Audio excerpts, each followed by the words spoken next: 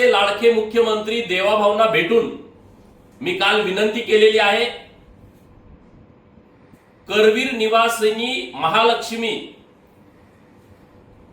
कायदा 2018 हा जो कायदा कोल्हापूरच्या अंबाबाई मंदिराच्या बाबत राज्य सरकारने केलाय किंवा पंढरपूरला श्री पांडुरंगाच्या मंदिराचा जो कायदा आहे,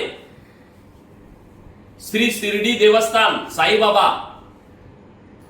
यांचा जो कायदा आहे, तशा पद्धतीचा कायदा श्री संत बाळूमामा देवस्थान आदमापूर या मंदिराच्या बाबतीमध्ये राज्य सरकारने करावा की जेणेकरून हा कायदा केल्याच्या नंतर अत्यंत चांगली पारदर्शकता ही देवस्थानच्या कारभारामध्ये आणता येईल। श्री संत बाळूमामांना गुरुस्थानी मानणारी जी भक्त मंडळी आहे, जे मेंढपाळ आहेत, त्यांना या समितीवरती घेता येईल।